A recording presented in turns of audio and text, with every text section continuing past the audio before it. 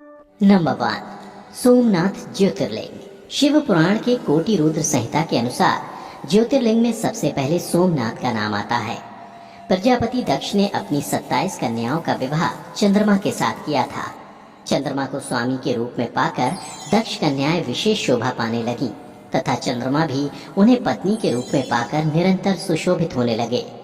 उन पत्नियों में जो रोहिणी नाम की पत्नी थी, उससे चंद्रमा सबसे अधिक प्रेम करते थे, जिससे बाकी पत्नियां दुखी रहने लगीं। एक दिन वे सभी अपने पिता प्रजापति दक्ष के पास गईं और उन्हें सारी बातें बताईं। अपनी पुत्रियों की बातें सुनकर प्रजापति दक्ष दुखी हो गए।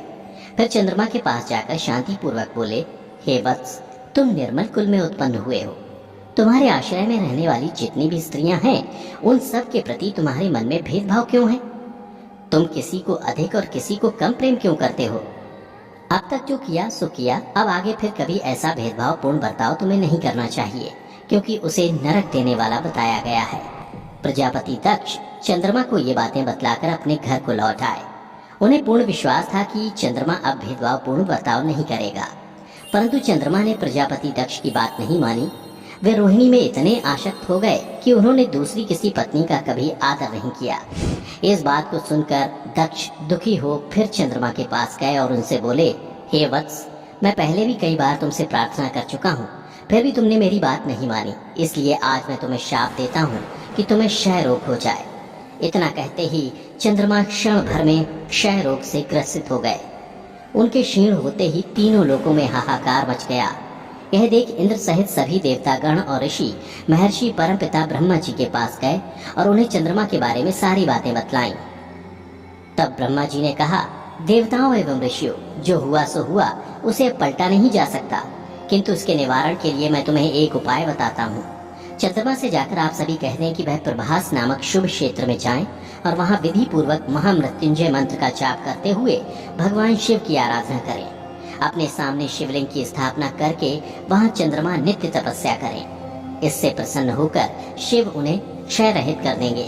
तब देवताओं एवं ऋषियों के कहने से चंद्रमा ने वहाँ 6 महीने तक निरंतर तपस्या की।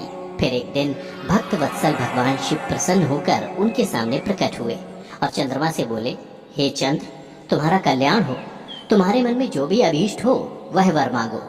भगवान शिव के मुख से ऐसी बातें सुनकर चंद्रमा ने उन्हें प्रणाम करते हुए कहा, हे देवेश्वर, यदि आप मुझसे प्रसन्न हैं तो आप मेरे शरीर से क्षय रोग का निवारण कीजिए। मुझसे जो भी अपराध हुआ है उसे क्षमा कीजिए। तब भगवान शिव ने चंद्रमा से कहा, हे चंद्र, एक पक्ष में तुम्हारी कला प्रतिदिन क्षीण हो और दूसरे पक्ष में फिर वह निरंतर बढ़ती रहे। फिर चंद्रमा ने भगवान शिव की स्तुति की। चंद्रमा की स्तुति से प्रसन्न होकर भगवान शिव निराकार रूप से साकार रूप में प्रकट हुए, अर्थात लिंग के रूप में प्रकट हो सोमेश्वर कहलाए और सोमनाथ ज्योतिर्लिंग के नाम से तीनों लोकों में विख्यात हुए। ऐसा माना जाता है कि जो कोई भी मनुष्य सोमनाथ जाकर इस ज्योतिर्लिंग का भक्ति भाव से पूजन करता है, वह चंद्रमा की तरह क्षय और कोढ़ आदि रोगों से मुक्त हो जाता है। वर्तमान में सोमनाथ ज्योतिर्लिंग गुजरात में स्थित मंदिर के भूगर्भ में सोमनाथ लिंग की स्थापना की गई है। इसके अलावा यहाँ पार्वती, सरस्वती, लक्ष्मी, गंगा और नंदी की भी मूर्तियाँ स्थापित हैं। भूमि के ऊपरी हिस्से में शिवलिंग से ऊपर अहलेश्वर मूर्ति है। वहीं मंदिर परिसर में गणेश जी का मंदिर है, जबकि उत्तर द्वार के बाहर अघोर लिंग की मूर्ति स्थापित है। नगर के द्वार के पास गौरी कुंड नामक सरोवर है, जिसके नजदीक एक प्राचीन शिवलिंग है।